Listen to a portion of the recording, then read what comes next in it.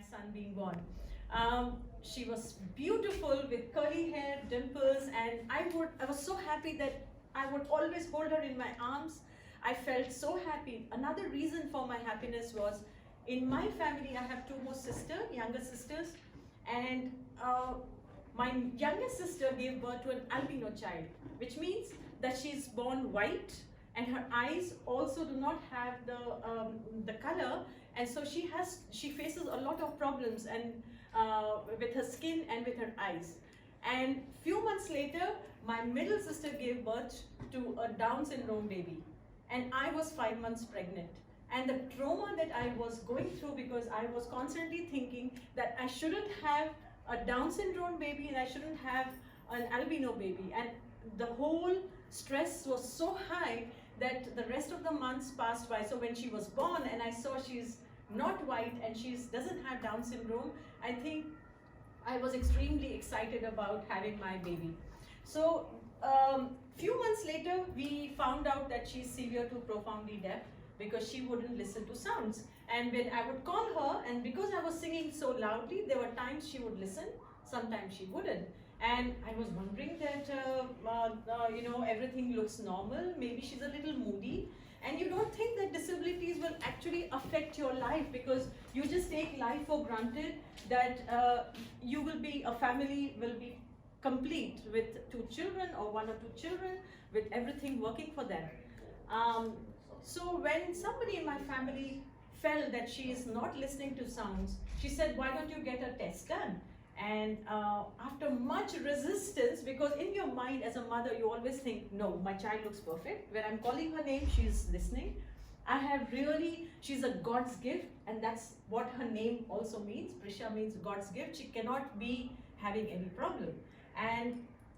But because we have a doubt, we get her tested, and we find out it's about 8 months, that she's severe to profoundly deaf, which means that at about 80 decibels, which is like if I have to scream in your ear, she just about makes out sound from no sound. And if the other ear, she cannot even hear if the helicopter is right next to her, she can't even hear that. So she's that deaf. I was flabbergasted, because in India, the support system is very different. You do not have the facilities the way you have in the western part of the world. So I got into a depression, a denial, sadness, the worry. How am I going to bring this child up? How am I going to make her hear? How am I going to make her understand? Let her live in this difficult world where everything is focused around sounds. So I was very fortunate.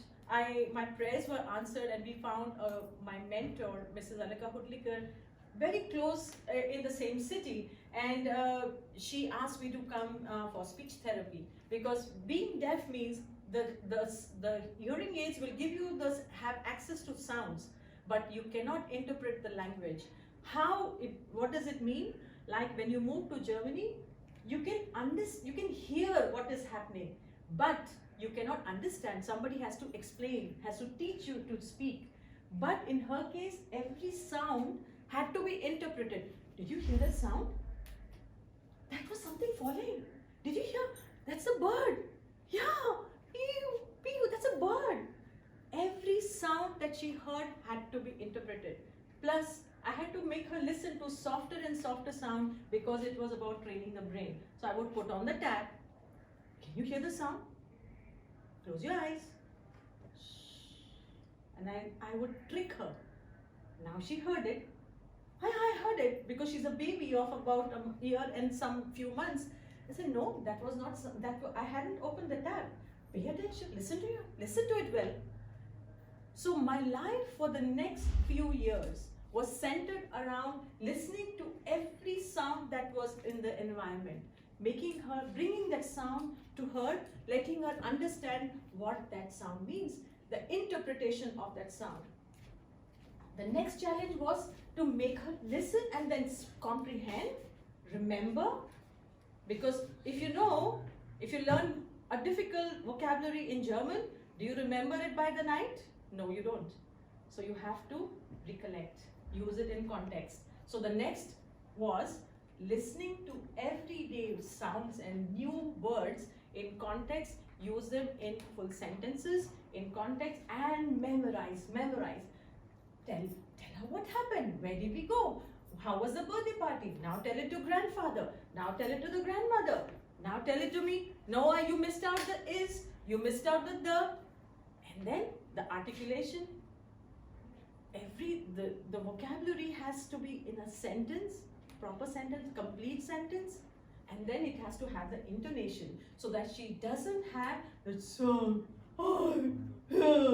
because they develop that kind of sound because the vibrations help them feel that they're heard, they're listening, they're hearing. So my life was completely engrossed with sounds and trying to make her listen and remember we ate a cake the other day. Now don't you know what this is a cake? Yes, it's a strawberry cake. That day you had a chocolate cake. But both are cakes. And she has to remember everything and speak and speak and speak. So the more she heard, the more she understood, the more she spoke about it, the better she got with language. So and then the finances, because certain countries around the world do not give you access to insurances that pay. So you have to pay for your own facilities. So you need therapies, you need gadgets, you need support system, you have so many accommodations that have to be made. So the disabled, it's not just a disabled child, it's a disabled family, because the whole family is adjusting. Sentence, there are sounds that are missing. So in what she can, and if she misses out one or two words in a sentence, she loses the whole context. So her work has to be very intense. So I had to be very actively engaged in her education too. That what is happening in the classroom, talking to the teachers, asking them if, I know the topic of discussion for the month. So we would, intensify that vocabulary at home. But she's a child and, the attention span is so less. So she learned to listen so much that her concentration is so high that she can sit through like 3-4 hours of, because she's used to it, her brain is used to it, the concentration goes up. And again, abstract thinking, because for them it's what they see, they do. So an abstract world doesn't exist for them.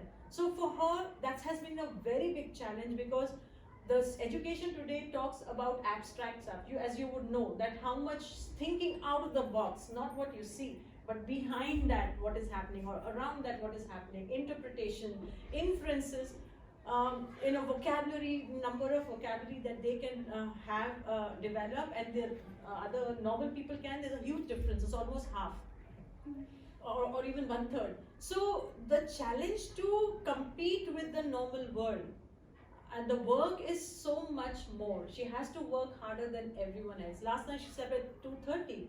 Most days she has late nights because she has to make up for what she hasn't been able to.